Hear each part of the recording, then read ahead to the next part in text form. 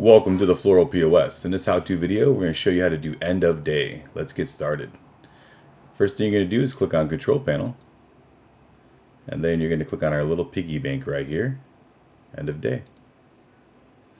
So end of day is a nice little area where you can come and see everything you've done for the whole day in regards to sales and refunds and all that good stuff inside your system. I don't only recommend coming into end of day just to do end of day. You can come in here to view what's going on with your shop throughout the day, and it's kind of a neat little area where you can kind of quickly see what's going on and click and find and hunt and see any orders. So let's get started on this. So the first thing you're going to do is enter your starting balance, and if you've already done your first end of day and you continue to do them, your starting balance will already magically be there based off of the end of day from before. So let's say we have $200 cash starting at the beginning of the day. Our total cash sales are $141.45. So if you look at this column itself, it's actually all of your cash, incoming cash into the shop. So we had our cash sales, any cash ins and outs. That would be like your, we have a cash in and out, paid in and out area where you can literally take money out of the drawer. It'll give you a receipt if you're buying pizza or something for the shop, and then you can bring that change back in for, after the pizza's purchased and stuff like that. So any store credit purchase, paid on accounts, refunds, and then your calculated balance is $341.45. So that's all your cash. Now we want to count that balance. Right now it's at zero. You have the capability to manually just type in $341.45 here if you want to, but I always recommend counting cash. So let's go ahead and click on our count cash area. And it's kind of a neat little area where you can count all your cash. You're going to pop the drawer, and then let's go with our counts. Let's see what kind of cash we have in the drawer. So it looks like we have, let me see here, 250s. For 20s we have 5. 10s we have 5. 5s we have 9. We have 36 ones. Any quarters, we have 23 quarters. We have 32 dimes, 20 nickels, and 50 pennies. So as you can see, as I'm typing this in, it's automatically calculating everything for us, and it shows that our count is good. Now if we if we were counting and we came up short, like only 45 pennies or something like that, it'll let you know how much you're short, and it'll make it red. And then if you're over, it'll let you know that as well, and it'll say you're 5 over. Easy as enough. So let's go ahead and put our 50 pennies in there, and let's go ahead and hit accept. So when you do that, it automatically saves that drawer count down below. Now you actually have the capability to make drawer counts on every station that has a cash drawer.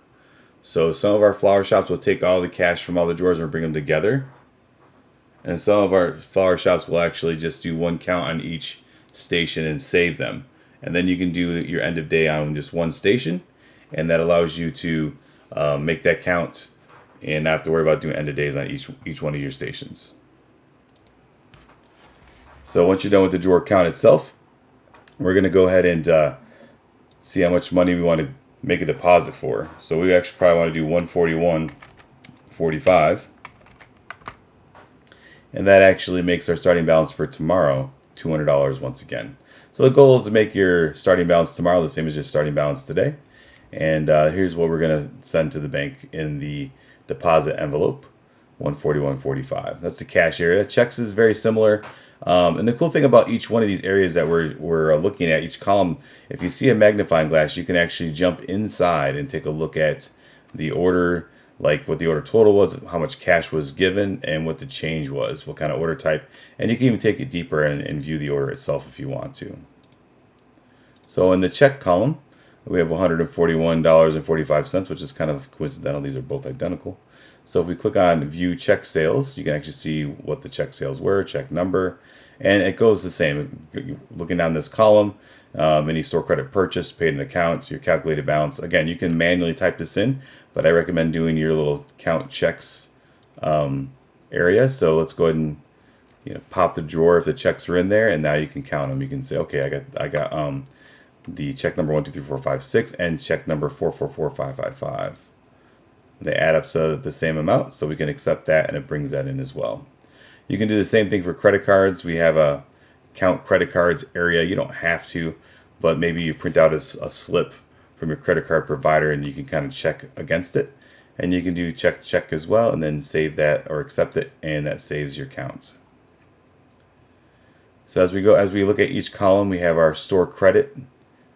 We have on account. Again, you can view your on accounts if you want to.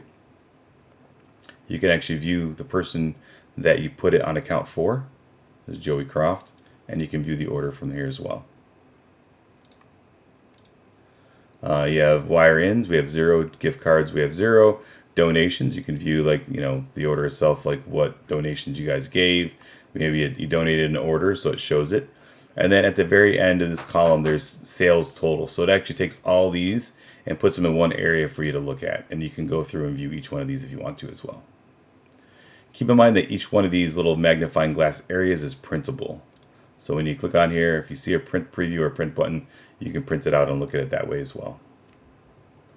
Looking down your columns here, you have barter, write-offs, and then everything kind of gets added together for your total counted totals. At the very bottom, we have an FYI thing here called COD. Allows you to kind of view and see all your cash on delivery sales as well. Once you're done with the end of day, what you're going to do is you're going to click on save. Oop, and we actually, our starting cash got cleared.